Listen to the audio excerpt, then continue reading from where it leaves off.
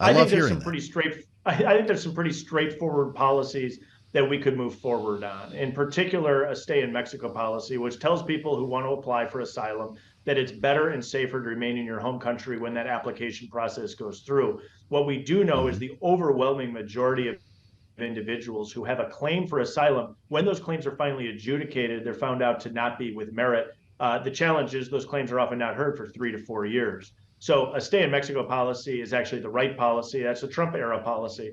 The other piece of this is critical funding for border security. The Border Patrol agents are currently understaffed, they're underfunded. And we need to get serious in those regards. And then the third piece that I think should have some people being willing to come together is to say we need more judges to adjudicate the cases that are already here and in the pipeline. People deserve their day in court if they truly do have an asylum claim. There's a path for that. But again, the Yeah. overwhelming majority of individuals crossing illegally don't actually have a claim that is validated when it's actually adjudicated on the merits.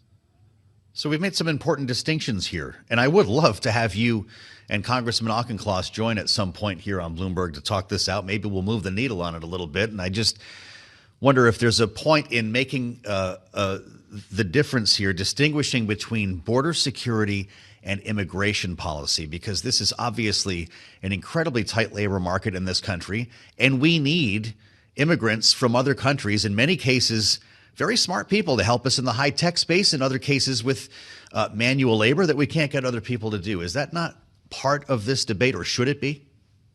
It's got to be part of the conversation because we have both a broken legal immigration system as well as a broken illegal immigration system. The Yes. challenge is that under the past 2.5 years under the Biden administration, the broken illegal immigration system has gotten so bad that we need to address that before we can really have the conversation that is needed about fixing the broken legal immigration system. And in many ways, as we look at what's playing out right now, our current asylum laws are being abused by individuals to the benefit of illegal immigration. In many ways, Mexican drug cartels that are now making money trafficking individuals into the United States of America. And so breaking that system of the illegal immigration side is going to be absolutely essential before we can really get the political heft and the work done to address the broken legal immigration system. Well, we definitely covered some important ground there.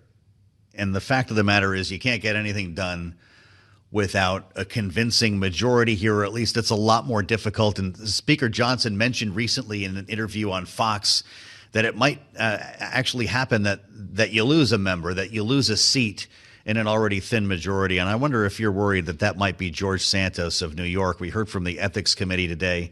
I'm sure it's not a fun thing to talk about, Congressman, but there seems to be another effort to expel the gentleman from New York. Do you think that's going to happen? The Ethics Committee came out just a couple hours ago with their findings of fact. I think I owe it to the Ethics Committee and to the constituents in New York a full review of that report. But I can tell you the top line is incredibly concerning. And the ultimate punishment that can be handed out is expulsion. And I'm going to review the report before finalizing that decision. But I can tell you the illegal actions that are set forward in this report are incredibly concerning. Are you colleagues? Is he part of the conference? Do you guys see each other at meetings, or is he, in his office with the door closed? That's been the experience for reporters.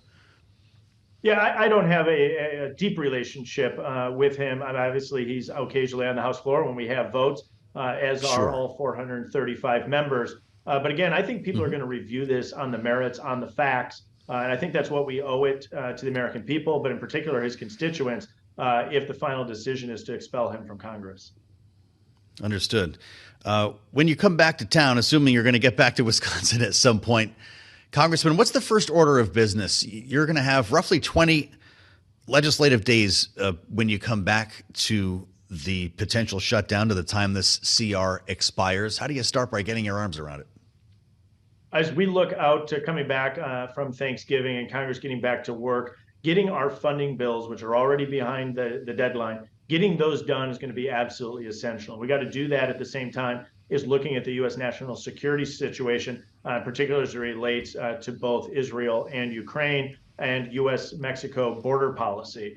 All of that has to be accomplished before the end of the year to be successful. It's a lot on our plate, but getting the stopgap measure through this week, I think really improves our opportunity to be able to spend the time and attention that's needed to address those when we come back.